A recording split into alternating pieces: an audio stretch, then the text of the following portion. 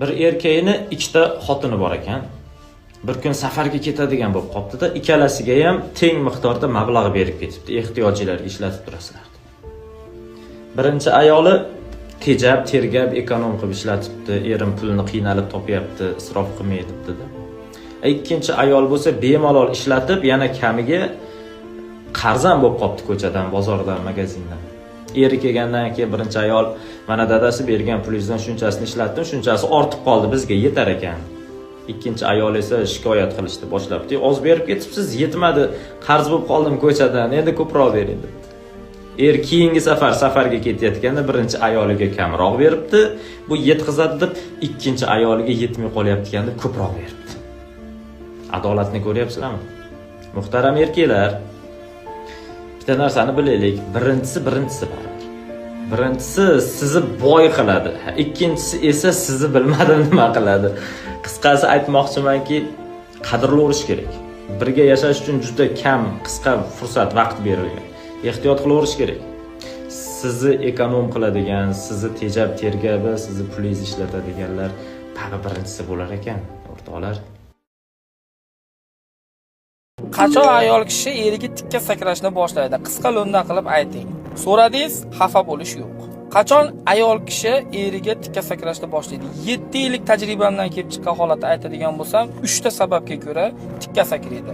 Birinchisi, agar siz ayolingizni pastelda qoniqtira olmasangiz, ikkinchisi, siz ayolingizni moddiy tomondan to'laqonli ta'minotini qilib bera olmasangiz, uchinchisi, uni himoya qila olmasangiz. Masalan, aytaylik, kimlar bilandir kelisha olmayapti, urushyapti, nohaqdan masalan so'kish eshityapti masalan. Bo'lishi mumkin, o'sha inson sizning oila a'zolaringiz bo'lishi mumkin. Lekin ayolingiz praf bo'lsa ham uni yonidan ola olmadingizmi? Biling, ayolingiz oldida sizning hurmatingiz to'kiladi va sizga tikka sakrashni boshlaydi. Video yoqqan bo'lsa like bosing va mana shunaqa videolarni o'tkazib yubormaslik uchun menga obuna bo'lishni unutmang.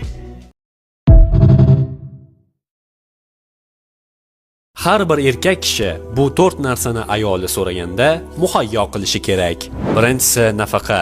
Erkak ayolining asosiy ehtiyojlarini qondirishi kerak. Bunga kiyim-kechak, oziq-ovqat va boshqa zaruriy narsalar kiradi. Ikkinchisi ma'naviy tarbiya va mehribonlik.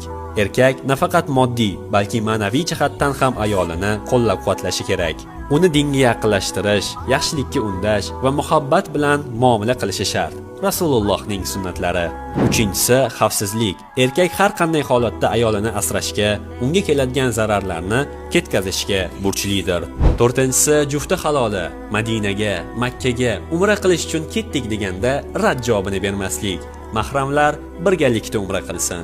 Bunday holatda Safa Marva tur sizga xizmat ko'rsatishga tayyor. Biz bilan bog'laning.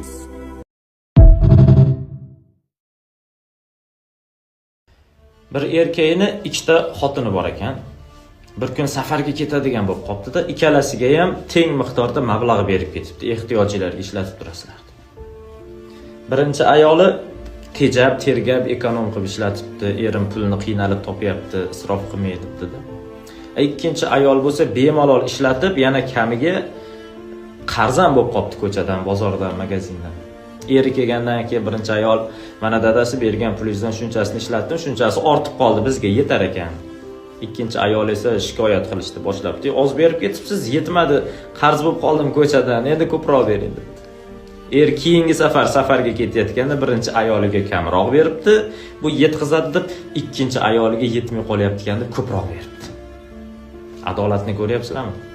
Muhtaram erkaklar, bitta narsani bilaylik, birinchisi bor. Birinchisi sizni boy qiladi, ikkinchisi esa sizni bilmadim nima qiladi.